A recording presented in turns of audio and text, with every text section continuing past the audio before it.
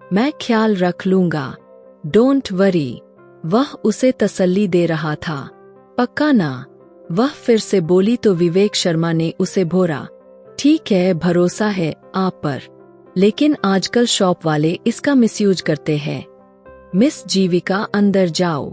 वह उसकी बात को काट गया तो वह दिल बड़ा करती लैपटॉप उसे देने लगी। उसके अंदर जाते ही विवेक शर्मा ने गाड़ी आगे बढ़ा दी। जैसे ही जीविका कमरे के अंदर कदम रखा तो उसकी बहन ज्योतिका उस पर भड़क उठी। जीविका, यह वक्त है घर आने का। ज्योतिका ने उसे अंदर आते ही बहुत गुस्से से कहा था। सॉरी दीदी, काम करते इतनी देर हो गई, वक्त का पता ही नहीं चला। और फिर बारिश ने, हे भगवान, आज ही होनी थी यह बारिश। बातें मत बनाओ, मुझे नहीं पसंद तुम्हारा इतनी रात गए ऑफिस से घर आना। अगर मैनेज नहीं कर पाती तो छोड़ दो इस नौकरी को। मेरे बोटिक से इतना आ जाता है कि हम आराम से अपना गुजर बसर कर सकते हैं। वह उसे अच्छा खासा डांट रही थी। सच में दीदी, ऐसा कभी नहीं होगा। सॉरी, नाराज मत हो। आपकी इस झल्ली ने भी सुबह से नाश्ते के बाद से कुछ भी नहीं खाया। यह देखिए, मेरा पेट मुझे बहुत बुरा भला कह रहा है। पेट में चूहे कूद रहे हैं। क्यों नहीं खाया? सेहत खराब हो जाएगी। तो मत किया करो इतना काम, मैं खाना गर्म कर देती हूँ, तुम चेंज कर लो।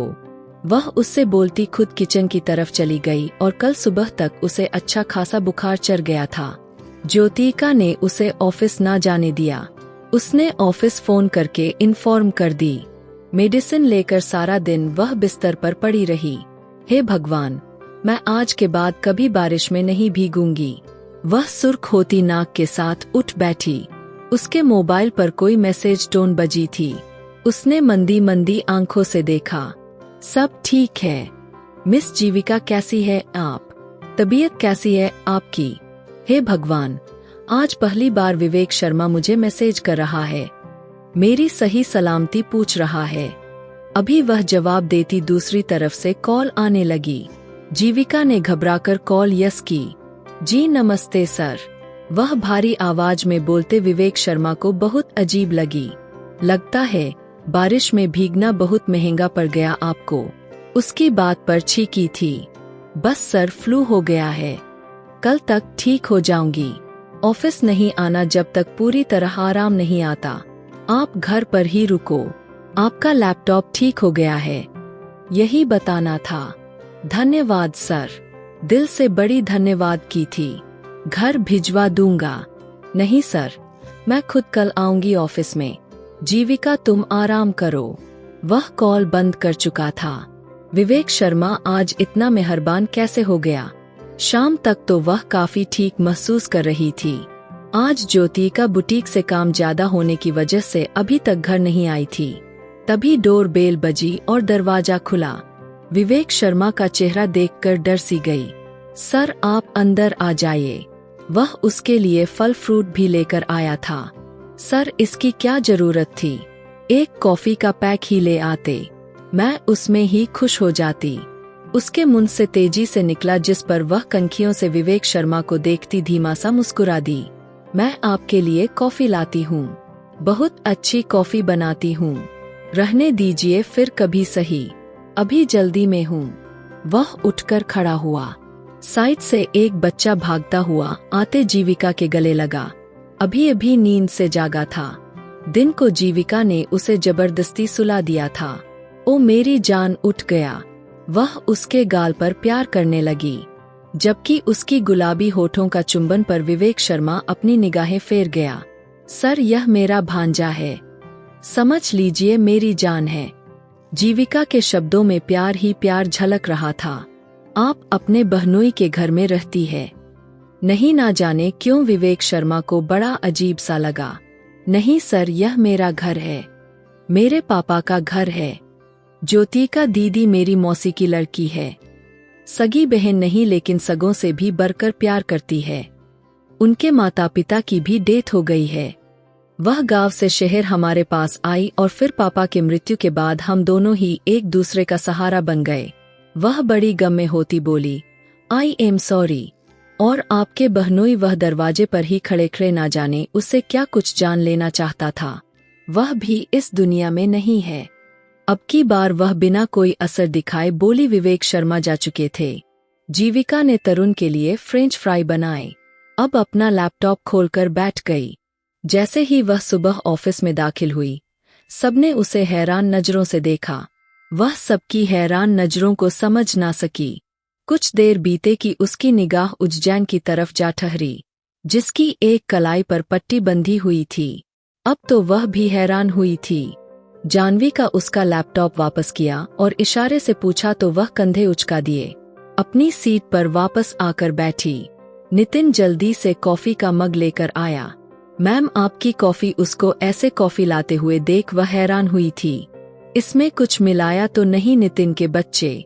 वह शक से देखती पूछने लगी। उफ, मैं क्यों मिलाने लगा? मुझे इस ऑफिस में रहना है। गुल।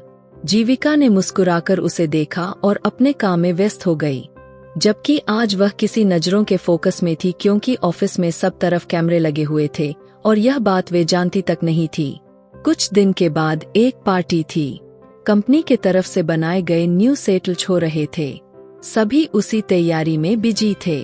किसी को कान खुजाने तक की भी फुर्सत नहीं मिल रही थी। लेकिन विवेक शर्मा के आर्डर पर सभी वक्त पर घर जा रहे थे। एक्स्ट्रा टाइम लगाने से सबको मना किया गया था, पर जीविका ही क्या जो किसी की सुन ले और काम के वक्त आसपास का होश भुला देती थी कि तभी उसकी टेबल के पास कोई आया। उसने देखा नहीं, बस महसूस किया। नितिन के बच्चे, कॉफी तो पिलाओ, बिना देखे बोली थी मिस जीविका। अचानक से विवेक शर्मा की आवाज सुनती वह बुरी तरह से चौंकी और घबराकर अपनी जगह से उठ खड़ी हुई। वह जो सर झुकाकर उसके पास खड़ा था, दोनों का सर बुरी तरह से टकराया था। अब वह माथे को पकड़े गुस्से से देखकर बोला, आप अभी तक घर क्यों नहीं गई? वह भी गुस्से में पूछ रहा था। बस सर जा रही थी।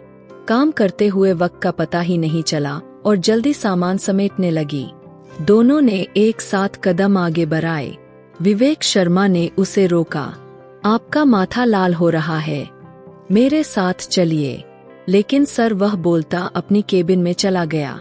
तो जल्दी जीविका को उसके पीछे जाना पड़ा, जहां वह क्रीम निकाले उसे एक सोफे पर बिठाते उसके माथे पर लगाने लगा।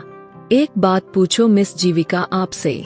ना जाने वह इतने घूर कर उसे क्यों देख रहा था।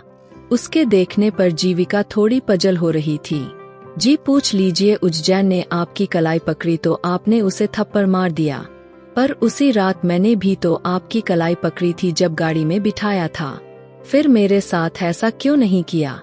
वह क्रीम का टोपी बंद करते धीमे शब्दों में पूछ रहा था। सर, आप क्यों खुद को उस गधे से मिला रहे हैं? वह तो एक नंबर का आवारा लड़का है। पहले दिन से जहर लगता था मुझे। उसके साथ चलती हुई लिफ्ट तक आई थी। उसने मेरी कलाई पकड़ी ही नहीं थी, मोड़ दी थी। पकड़ता तो भी थप्पड़ ही खाता सर। और यह सब नियत की बात है। आपने गलत नियत से मुझे गाड़ी में नहीं बिठाया था। यह जो लड़कियां होती है ना, सामने वाले की नियत को अच्छे से समझ जाती है। एकदम से विवेक शर्मा उसके सामने आते उसकी तरफ बढ़े कि वह पीछे दीवार के साथ जा लगी। अभी क्या कहना चाहोगी आप मेरी नियत के बारे में? वह उसके दोनों तरफ हाथ रखता उसे डरा गया। एक पल को जीविका का सांस रुका था, पर अगले ही पल वह मुस्कुरा दी। मैं जानती हूँ सर, आप खड़ूस है, गुस्से वाले हैं, लेकिन आप कैरेक्टर लेस नहीं है। आप औरतों की इज्जत करना जानते हैं। उसकी बात पर विवेक शर्मा के चेहरे को मुस्कान ने छुआ था और वह पीछे हट गया। आपको मुझसे डर नहीं लगता? ना जाने किस एहसास के साथ वह पूछ रहा था। बिल्कुल भी नहीं, मैं आपकी बहुत इज्जत करती हूँ सर, वह दिल से कह रही थी। और विवेक शर्मा सोच रहा था कि उस लड़की को अब वह प्रपोज कैसे करे, जिसने उसकी रातों की नींद उड़ा दी थी। ठीक है सर, नमस्ते। वह अपनी गाड़ी की तरफ बढ़ गई। उसके जाते ही वह भी अपनी गाड़ी रास्ते पर ले आया। उसके अगले ही दिन फंक्शन हुआ था। वह भी बहुत बेस्ट रहा। पूरा ऑफिस स्टाफ उस वक्त खुश था। यूनिट की कामयाबी के लिए स्पेशल जीविका का नाम बुलाया गया था और उसे अवार्ड भी दिया गया था। पूरे स्टाफ को बोनस भी मिल रहा था और स्टाफ उस दिन काफी लेट घर निकले थे। जीविका जैसे ही लिफ्ट में दाखिल हुई, एकदम उज्जैन उसी लिफ्ट में दाखिल हो गया। उसे देखते जीविका अपना मुंह फेरते मोबाइल में बिजी हो गई। वह अपनी कामयाबी का ज्योतिका को बता रही थी कि एकदम उज्जैन ने उसे पीछे से धक्का दिया और उसके हाथ से मोबाइल झट से नीचे गिर गया। क्या बदतमीजी है! वह गुस्सा हुई। उज्जैन के चेहरे पर मुस्कुराहट ठहर गई। वह उसके तरफ बढ़ता, उसका चेहरा जबरदस्ती थाम गया। उसे पीछे की तरह करता दीवार के साथ लगाया था। उसके होठों पर झुका था। जीविका ने पूरा जोर लगाते उसे खुद से दूर किया और खुद दूर होती उसे घूरती हुई नजरों से देखने लगी। उसके शब्द हालत में ही अटक गए थे। वह उसके साथ ऐसी हरकत करेगा उसे यकीन नहीं आया। जल्दी से मोबाइल उठाया जहां विवेक शर्मा का कॉल पहले से आ रहा था। कॉल यस करती, विवेक प्लीज हेल्प मी। वह उसके डरे हुए शब्दों में कहे गए शब्द सुनते विवेक शर्मा को लगा उसका सांस बंद हो जाएगा। क्या तुम ठीक हो जीविका? वह बड़ी बेचैनी से पूछता अपने ऑफिस से निकला। इससे पहले वह बताती उज्जैन ने उसके हाथ से मोबाइल छीनते कॉल बंद कर दी। विवेक शर्मा ने तुम्हारी वजह से मेरा हाथ तोड़ दिया था कि मैंने तेरा हाथ क्यों थामा और फिर मुझे धमकी दी तुझसे दूर रहूं। ऐसा कहा पहले मैं तुझे चेक तो कर लूं। वह गुस्से से कहता उसके तरफ लपका और उसे दोनों बाजू से जकड़ लिया। उस ताकतवर आदमी का मुकाबला वह नाजुक सी लड़की कैसे कर पाती। तभी लिफ्ट खुली, अंदर का मंजर देखते विवेक का खून खौल उठा। उज्जैन को कॉलर से पकड़े बाहर निकाला और उसके मुंह पर जोरदार थप्पड़ मारा। उसके मुंह और नाक से खून निकलने लगा। उसको सिक्योरिटी गार्ड के तरफ धक्का दे दिया। इसे उठाकर बाहर फेंक दो। दोबारा यहाँ दिखाई दिया तो सीधा पुलिस के हवाले करूंगा। वह गुस्से से दहाड़ा था। जीविका के तरफ बढ़ा जो बहुत ज्यादा गुस्से में खड़ी थी।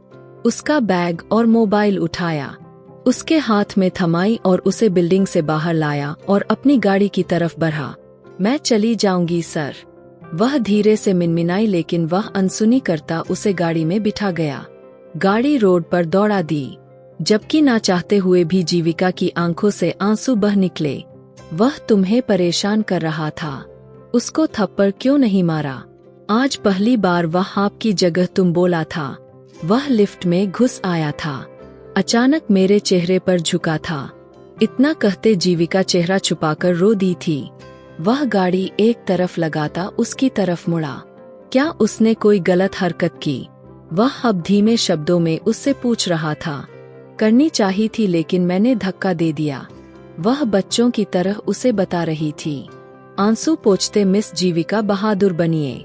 वह उसे टिश्यू पेपर देता बोला। तो जीविका को तो आग सी लग गई। मैं बहादुरी कहाँ से लाऊं? वह मर्द था, मुझसे ज्यादा ताकतवर था। मैंने उसका मुकाबला करने की बहुत कोशिश की, पर लड़कियां कमजोर होती है ना। आज पता चला, अगर आप वक्त पर ना आते तो ना जाने मैं कैसे ना आता। हर पर मेरी नजर तुम पर रहती है। तुम नजरों से ओझल होती हो तो जल्दी कॉल की। उसके बाद पर वह उसे उलझन की नजरों से देखते हुए कहने लगी। अचानक से विवेक शर्मा ने उसकी तरफ एक छोटी सी डिब्बी बढ़ाई। यह क्या है सर? उसे खोलती जीविका का दिल धक से रह गया। वह डायमंड की रिंग थी। सवालिया नजरों से उसे विवेक की तरफ देखा। यह दिल है मेरा। वह पहला आदमी था जो गाड़ी ड्राइव करते उसे प्रपोज कर रहा था। कितनी देर तो दीपिका बोल ही नहीं पाई थी। उसका घर आ गया था। इतनी चुप क्यों लग रही हो? कोई दिमाग में सवाल है क्या? वह अब पूरा उसकी तरफ घूमा। Vivek Sharma, I mean sir. यह सब यूं अचानक वह धड़कते दिल से पूछ रही थी। क्यों? अच्छा नहीं लगा सर? आपके और हमारे स्टेटस में जमीन आसमान का फर्क है। वह अपना हंट भी बोली। शादी के बाद सब खत्म हो जाएगा जब आपकी पहचान मैं बन जाऊंगा। वह उसकी सुनहरी आंखों में झांकते बोला। सर, आप समझ नहीं रहे। आप मुझसे बड़े हैं। और तो कुछ समझ नहीं आया तो यह बोल गई। वह खुद 21 साल की थी, जबकि विवेक शर्मा 28 साल के लगभग होगा। तो क्या हुआ? मैं प्यार भी ज्यादा करूंगा ना। उसकी इतनी बेबाक बात पर जीविका का चेहरा पल भर में लाल हो गया। सर, आप वह पलके उठाती गम में आती। बहुत प्यारी लग रही थी जीविका, कोई जल्दी नहीं। आप घर जाइए, आराम से सोच समझकर जवाब दीजिएगा। मैं इंतजार कर लूंगा। वह नरमी से बोलता आगे की तरफ होता। उसकी तरफ का दरवाजा खोल गया। उस आदमी की खुशबू को महसूस करते वह घबराकर जल्दी नीचे उतरी और घर के अंदर दाखिल हो गई। उज्जैन ने जो किया वह तो कहीं गुम ही होता चला गया। एक नई फीलिंग का एहसास जागा था उसे और वह विवेक शर्मा ने करवाया था। उसका जी चाहा वे अंगूठी पहनकर देखे, लेकिन फिर सोचा विवेक शर्मा ही पहना देंगे। वह भी उनके लिए दिल को तड़पता हुआ महसूस कर रही थी। पहली बार किसी आदमी ने दिल के दरवाजे पर आहट दी थी। उसने झट से दरवाजा भी खोल दिया था। इस बात से अनजान की कोई भी चीज इतनी आसानी से नहीं मिलती, और यह मोहब्बत थी उसे नाको चने चबवाने वाली थी। ज्योतिका ने उसे रूम के एक फाइल लाने को कहा था। आजकल उसका बुटीक भी हवाओं में उड़ रहा था। रोज ही उसे नए ऑर्डर मिल रहे थे। ज्योतिका के रूम में आई तो फाइल निकालती उसमें से एक लिफाफा नीचे गिरा। उसमें से एक पन्ना बाहर निकला। उसे वापस डालने लगी कि उस पर लिखा नाम पढ़कर वह थोड़ी रुक गई। V.S. शर्मा, यह तो विवेक शर्मा के ऑफिस का चेक था। वह अच्छी तरह से पहचान सकती थी क्योंकि उसे भी कई बार इसी तरह का चेक दिया गया था। वह चेक था 1 करोड़ का। यह ज्योतिका दीदी के पास कहाँ से आया हुआ था। उसके साथ एक खत भी था जो ज्योतिका ने पढ़ लिया। उसे लगा पूरे घर की दीवार उसके ऊपर आ गिरी हो। जीविका जो कहा है वह करो। यह क्या खोलकर बैठ गई हो। अचानक ज्योतिका अंदर आई। वह उसके हाथ में चेक देखती उसे लेकर वापस उसी फाइल के अंदर रख दिया। उसके साथ यह खत भी था। दीदी वेनम आंखों से बोली, तो तुमने पढ़ लिया? आपने मुझसे क्यों छुपाया? उसे अब सांस लेने में भी परेशानी हो रही थी। उसमें बताने लायक कुछ था ही नहीं। जीविका, इस बात को 8 साल बीत गए हैं। वह आदमी मेरी जिंदगी में बाहर बनकर आया और सब कुछ बर्बाद करके चला गया। इतना तो सबको ही पता है। सभी जानते थे। मैंने चुपके से शादी की थी और वह आदमी सिर्फ वक्त बिताने आया था। अपने कीमती पलों को मुझे सौंप कर वह मेरे मुंह पर 1 करोड़ का चेक मारकर चला गया, जो एक रात की कीमत अदा की गई थी। आपने कभी उसे ढूंढने की कोशिश नहीं की। वह आंसू पोंछते बोली, मुझे जरूरत महसूस नहीं हो रही। जीविका, वह आदमी अब मेरी जिंदगी में कोई मायने नहीं रखता। हाँ, इंतजार है। कभी सामने आए तो यह चेक उसे वापस लौटा सकूं और बताओ कि किसी भी औरत को पैसों से नहीं खरीदा जा सकता। पैसे तो आनी जानी चीज है। मोहब्बत, वफा, औरत हमेशा अपने मोहब्बत करने वाले के लिए प्रार्थना करती रहती है, और यह नहीं तो कुछ नहीं। वह दर्द से कहती सब कुछ दराज में वापस रख गई। दीदी, अगर जिंदगी किसी मोड़ पर वह आदमी आपको मिले और आपसे माफी मांगे तो क्या आप उसे माफ कर देंगी? और अगर वह आपको और तरुण को अपनाना चाहे तो क्या आप उसे माफ करके अपना बना लोगी? वह डूबते दिल से पूछ रही थी। एक शब्द में जवाब आया नहीं, लेकिन वह शब्द बहुत गुस्सा भरा था। उस रात जीविका ने कांटों पर बिताए थे। सारी रात वह रोती रही और सुबह का इंतजार करती रही। उस आदमी ने मेरी दीदी को 1 करोड़ का चेक देते खरीदने की कोशिश की और अब मुझे एक डायमंड की रिंग से खरीदना चाह रहा है। वह गुस्से से तिलमिलाई थी। उसके ऑफिस में दाखिल हुई। वह फोन पर किसी से बात कर रहा था। अचानक जीविका को ऑफिस में आता देख वह कॉल बंद करता उसकी तरफ मुड़ा। उसकी सूजी आंखें रोने की चुगली कर रही थी। जीविका ने गुस्से से दुपट्टा उसकी टेबल पर रखी। आपको क्या लगता है आप अमीर लोग अपने पैसों से किसी को भी खरीद सकते हैं? तो मिस्टर शर्मा सुन लीजिए, यह जीविका बिकाऊ नहीं। वह गुस्से से बोली थी और पलटी थी। विवेक शर्मा गुस्सा होते अपनी जगह से उठ खड़ा हुआ। कौन से पैसों से खरीदने की कोशिश की है आपको? वह उसके बहुत करीब खड़े होते पूछ रहा था। आप बिल्कुल झूठे हैं। आप धोखेबाज हैं। आप मुझे अपने करीब कर रहे थे। मुझे उल्लू बना रहे थे। आपको लगता है मैं एक हीरे की अंगूठी से फंस जाऊंगी जो मुंह में आता बोलती जा रही थी, तो क्या पूरा हीरे का चट्टान चाहिए? वो बिना किसी असर से बोला, जी नहीं, आप मुझे पूरे हीरे का घर भी बनाकर दोगे तो भी मैं आपकी बातों में नहीं आने वाली, समझे आप? उंगली उठाकर वार्निंग कर रही थी। आप मुझे बता दो आखिर हुआ क्या है? जीविका, आप मुझसे चीट कर रहे थे, मुझे सब पता चल गया है। आपकी एक पत्नी भी है और एक बच्चा भी है, और आप मुझे अपने प्यार के जाल में फंसाकर मुझसे भी शादी करके एक रात बिताकर प्रेग्नेंट करके चले जाओगे। फिर भूल जाओगे जीविका कोई है और बच्चे को बाप के नाम पर एक चेक पकड़ा जाओगे। जीविका की इस तरह की बातें सुनकर विवेक शर्मा का पारा हाई हुआ था। कौन सी पत्नी, कौन सा बच्चा, क्या बोले जा रही हो? वह अपना माथा मसलते अपने आप पर बड़ी मुश्किल से कंट्रोल करता पूछ रहा था। इतने मासूम बनने की कोशिश मत करो। मैं उसी पत्नी की बात कर रही हूँ जिसे 8 साल पहले आपने शादी करके 1 करोड़ का चेक थमाकर छोड़ दिया था।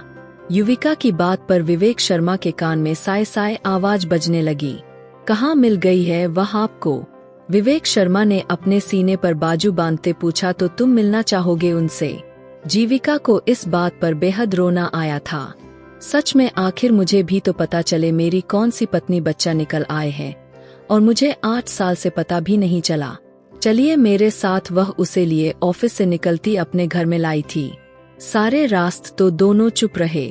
आज ज्योतिका की तबीयत ठीक नहीं थी तो वह घर पर ही रुकी हुई थी। दरवाजा खोला तो सामने विवेक को देखकर परेशान हुई थी। आज जल्दी छुट्टी हो गई है क्या? दीदी, मैं आपका मुजरिम लेकर आई हूँ। और विवेक शर्मा का हाथ थामे ज्योतिका के सामने कर गई। ज्योतिका ने नासमझी से दोनों को देखा। मैं कुछ समझी नहीं। विवेक शर्मा आपके दुर्गेश शर्मा ही है ना? इन्हें गौर से देखिए। 8 साल में इतना बदल तो नहीं गए, पहचाना ही ना जाए। वह दांत चबाते बोली। क्या बोल रही हो? यह दुर्गेश नहीं। ज्योतिका की बात पर जीविका पर पहाड़ गिरा था। उसने पथरीली नजरों से दोनों को देखा। दीदी, यही दुर्गेश शर्मा है, आपके पति तरुण के पिता। वह जैसे खुद को यकीन दिला रही थी। क्या फालतू की बकवास कर रही हो ज्योतिका? यह वह नहीं है। उसे बाजू से पकड़ते हिला गई। पर उस चेक पर तो तुम्हारी कंपनी का नाम ही लिखा था, वीएस शर्मा। ऐसा कैसे मुमकिन है? वह उलझ रही थी। दुर्गेश मेरे बड़े भाई है। अचानक विवेक शर्मा की आवाज पर वे दोनों चौंके और उसे देखा। कंपनी मेरे नाम पर जरूर है, लेकिन कुछ साल पहले दुर्गेश शर्मा इसे चला रहे थे, जिसे अभी चला रहा हूँ वीके शर्मा नाम से ही। वह सीने पर बाजू बांधे सब कुछ बता गया था। क्या आप दुर्गेश नहीं?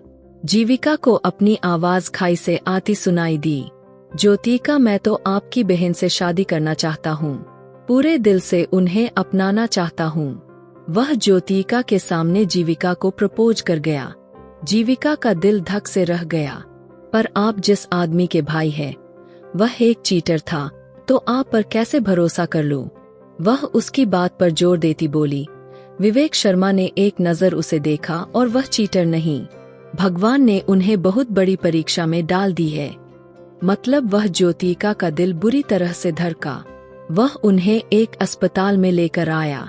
पिछले 1 साल से वह कोमा में है। आपको छोड़कर आने के बाद वे दिन रात तड़पते रहे, गिल्टी में पड़े रहे। वापस गांव भी गए, लेकिन आपका कुछ पता नहीं चल पाया। बहुत तलाश किया उन्होंने आपकी, यहाँ तक कि उन्होंने ज्योतिका नाम से स्कूल भी खुलवाया। हर जगह ढूंढा आपको, और साल पहले शायद उन्हें आपके बारे में कुछ पता चला। तेज ड्राइविंग करते आप तक पहुंचना चाहा, लेकिन उनका कार का एक्सीडेंट हो गया।